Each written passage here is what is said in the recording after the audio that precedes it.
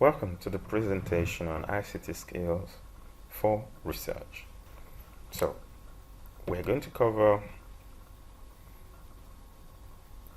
highlights of the IT skills that you are required to have for academic or scientific work. It's going to be a brief introduction to the different aspects, and in subsequent sections we'll do some demonstrations of how you can use some of the basic ICT skills or ITC tools to actually enhance your research activities. There are three basic requirements. Okay, you should be able to find credible information. Okay, at one level, you should be able to locate them, evaluate, manage, and use them at a lower level of understanding. And at the graduate level, you are expected to be able to recognize when information is needed, locate the information, evaluate it, manage it, and use the information critically for a range of purposes. So this is the spectrum of the different level of skills. So at the first level, you require basic skills, basic requirement, and then at the second level, you should be able to do a critical assessment. And then at the third level, which is at the graduate level, you should be able to critically examine the information that you have collected. You need to know when information is required. You need to know how to locate them, evaluate them, manage them, and use them critically for a range of purpose. Either you are trying to write a report, or you are trying to write a thesis, or you are investigating for a kind of white paper or any other documents that you need to produce. So with this in mind, let's look at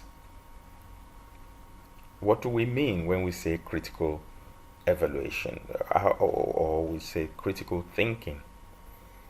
It's also a kind of secular concept, in the sense that you start from another point, you start from a point, and you will end back at that point again, and the cycle continues. So you should, if you look at an issue, you start being directed about seeking information about it. Instead of looking at it in a very broad way, you begin to look purposefully for information about that. That is why you discover and explore. From that, you start to negotiate and cooperate, whereby you examine the different perspective of this issue or the topic, and you should be able to discuss it with others. Then, once you are able to discuss this or engage in discussion of the different perspective of this particular topic, then you should be able to weigh up the evidence and test out different ideas and different alternatives to see whether you need to modify your own ideas, or you need to find better ways to elaborate or explain it. Then, with consideration of different perspectives and testing out the different ideas, you begin to put all of these together to create a totally new understanding. Remember, you started with a topic.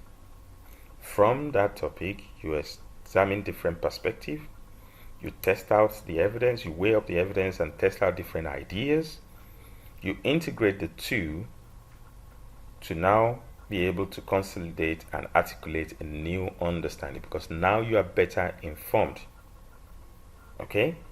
From that, you now begin to clarify what you need to know, what is already known, and what information do you have about the issue at hand. That is when you begin to inform other people, and you begin to articulate what you know and what is not known and what needs to be investigated. So this is how the cycle continues. That is critical thinking. Okay, so at the graduate level requirement of ICT skills, when we say you should be able to use information critically for a range of purposes, you should be able to do these 5 things with the information you have at hand. In addition to know when you need to gather more information, how to locate such information, evaluate them, and manage them. So this is the graduate level requirement for ICT skills, and you must be able to carry this out successfully.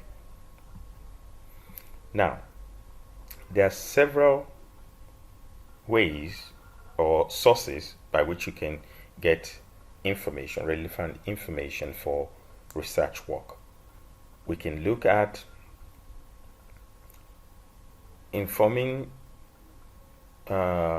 looking at scientific sources as a source of information, which means articles, textbooks, reports, credible sources of information. Okay, there are more, but I'm just highlighting these. Okay, there are more, or there are so many other sources, white papers, company reports, and things like that. You can also get relevant information for your work from them. And there are some tools that you can use to access these sources of scientific information. You can use search engines, which we're going to look at an example later, Google, DuckDuckGo, and so many others. You can look at bibliographies. You can go to the library and check the catalogs, and there are also literature databases that you can explore. I have a link there for you which you can explore to get more information about scientific literature sources. So if we move to the illustration we have here, you have the idea that you are trying to work with. You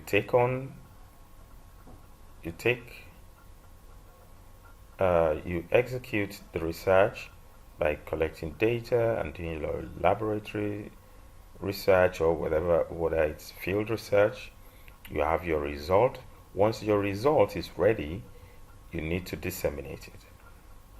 And you can disseminate it in form of informal communication or formal communication.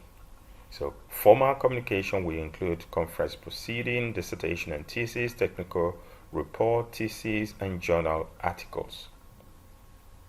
While the informal will include broadcasting some of your results on social media, email, correspondence, conference presentation, and colloquia.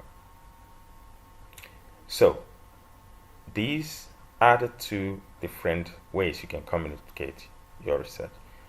Also, when you have all these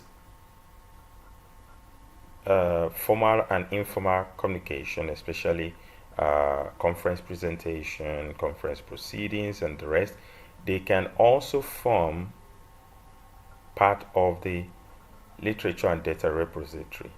So when we're doing literature search, all these formal communication forms part of the data repository of the literature that exists from works of other people. So the works, your own work, when it's done, if you take it through any of these, it forms part of the literature and data repository. So when you are doing your own work, you need to take data from or literature from the formal communication as well as from the informal communication to inform the method and some of the concepts that you're going to discuss in your own work. So informal communication could be indexed into literature database, library catalogs, bibliographies, and search engines. And encyclopedia and other secondary literature could also be indexed into these four groups of tools. The formal communication can also be compacted into reviews, review papers, scholarly monograph, treatises, encyclopedias, handbooks, and manuals.